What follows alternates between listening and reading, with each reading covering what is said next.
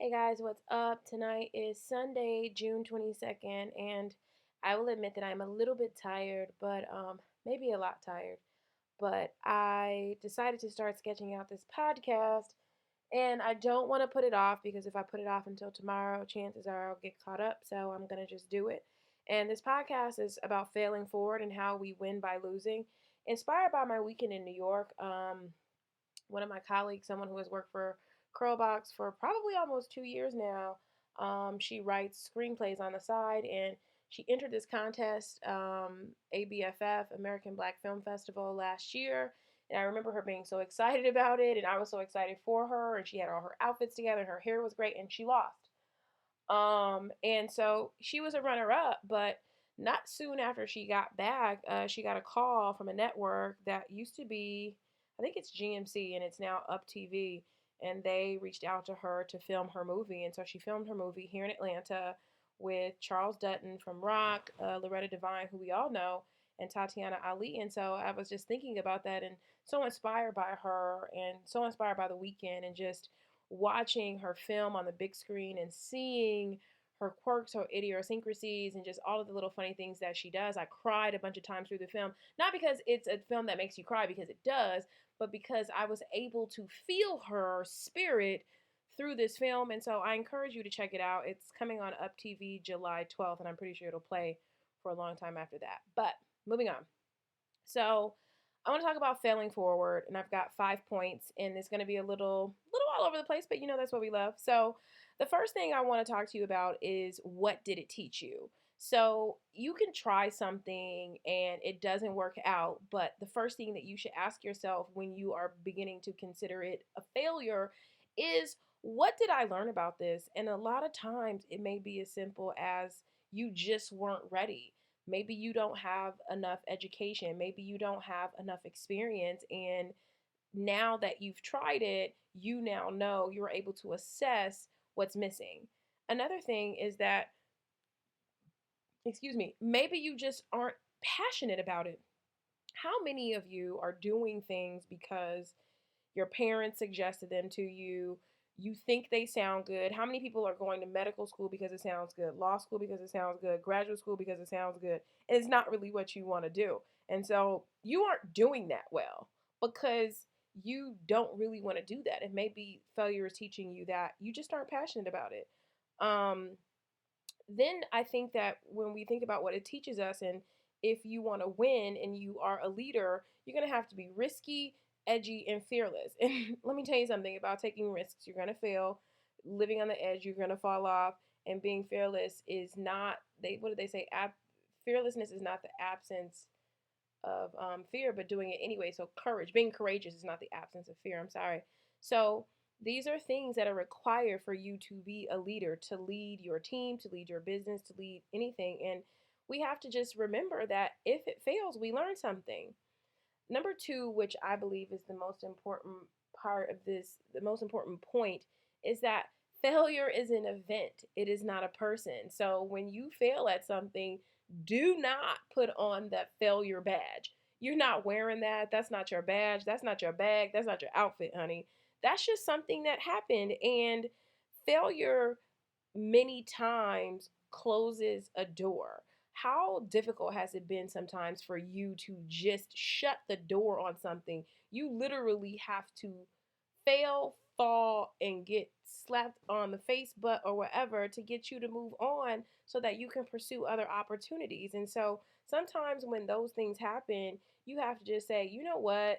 This is falling apart or not happening because I don't have the wherewithal to do this on my own. And so some event, remember, not a person, an event had to happen to get me to move on. And what it also does is that failure provides answers that we didn't really know before. So, if you aren't sure where you stand with someone, boyfriend, job, whatever, and you like do something and it fails and they let you go or they drop you or you dump you, now you know where you stand. You may not have had an answer before, but it is very important to know where you stand at all times so you know how to make a play and which moves to make, and that stuff is important. And it doesn't matter if it's not something that you want to hear. Please understand that failures are typically not things that we want to hear. They don't feel good, but they're necessary. So if someone says, you know what, we just don't need you any longer, or we don't feel like you're a proper fit for us, or you're not the person for me, though it sucks, thank them in advance for, giving you the opportunity and going ahead and shutting that door for you so you can move on.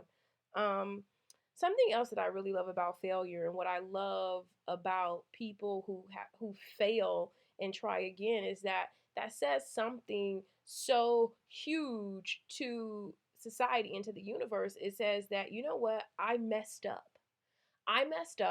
and I'm still standing and I'm going to keep trying. And I think it's why we say that like America is such a forgiving society is that, I think a lot of times that people are so enamored with the celebrity culture is that as fantastic as someone may be, as huge as someone may be, seeing them do something, cheating, drinking and driving, or any of these things, getting arrested, fighting in a bar, lets us know that they're just like us.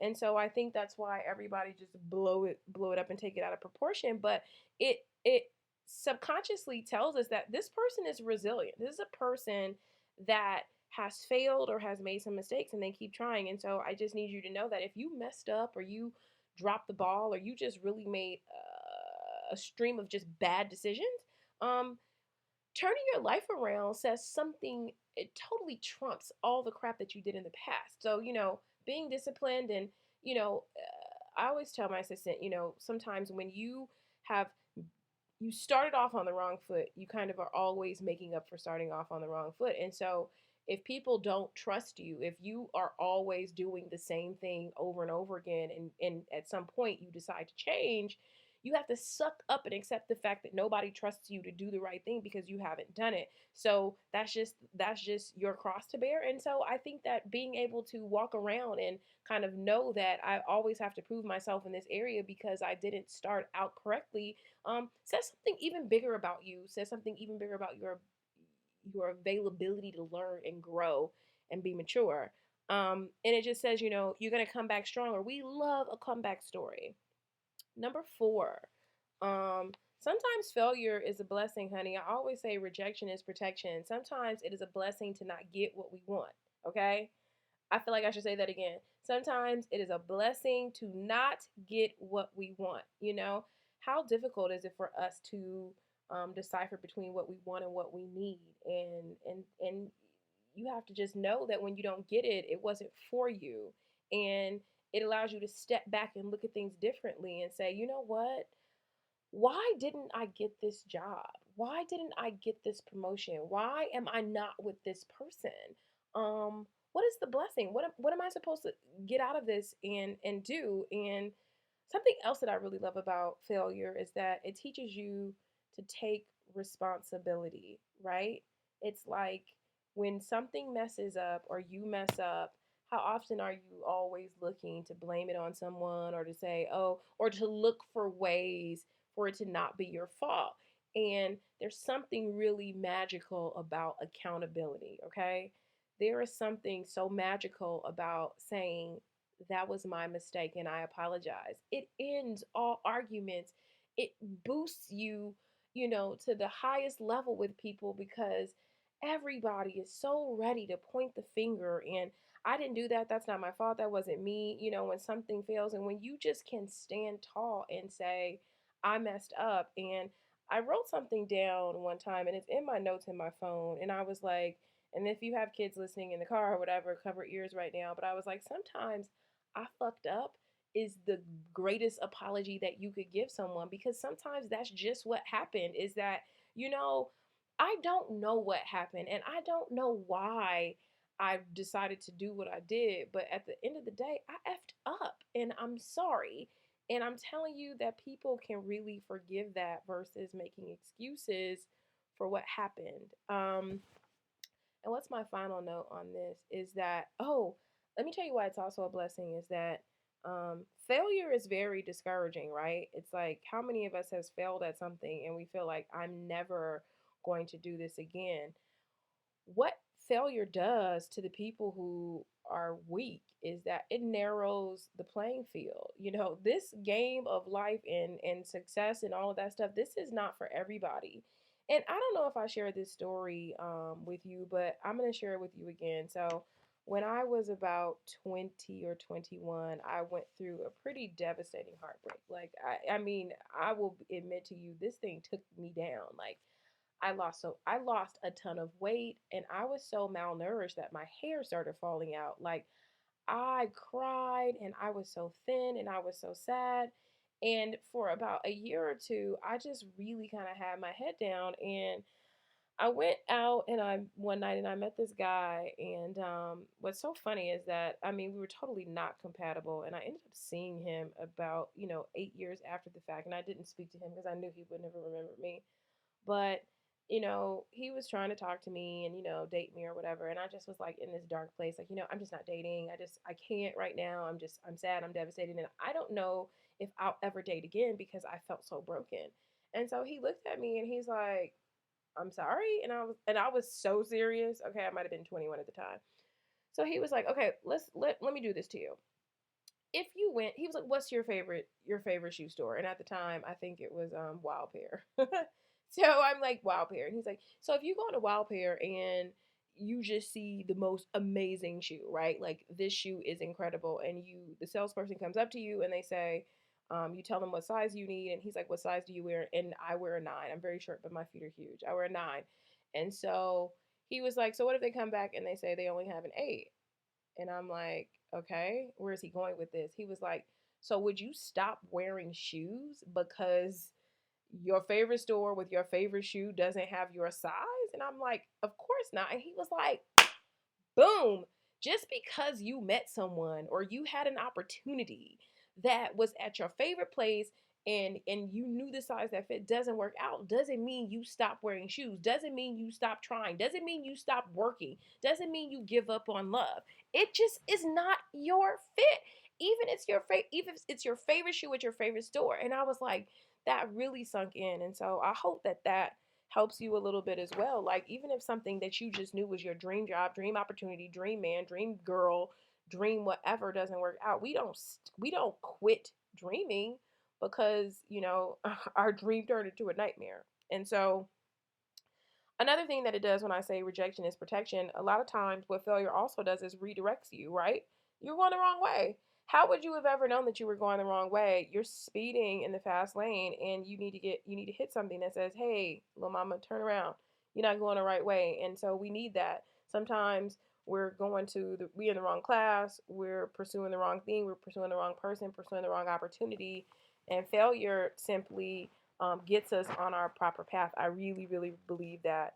And the final note that I have, and I wrote it all big and I didn't make any notes on it, is that failure teaches us to welcome change. And so let me tell you what I know about success and change is that I feel like if you can't welcome change, like the only constant in life is change. And I think that the sooner you realize that you have to move on, you have to move out of your place, something's not working out, is the sooner the person who is most flexible, is the person who is going to, the person, you see people who just keep on, who refuse to get off of a sinking ship. You know what I'm saying? Like you're just going to stay on a sinking ship because you refuse to believe that it's a wrap. It's over. And so I think that being the person that says this didn't work, I'm going to pivot. You know what I mean? Life success is about pivoting, is about, realizing when something is not working that you should move on. And so I think that that's really, really important. And so when you have failed a lot, you are so welcome and open to change. And when something's not working out, you don't freak out. You just, decide, okay, I'm going to move on. And so I really hope that that helps you. And I hope that you have a newfound respect for and understanding and love for change. And remember, evolve or dissolve.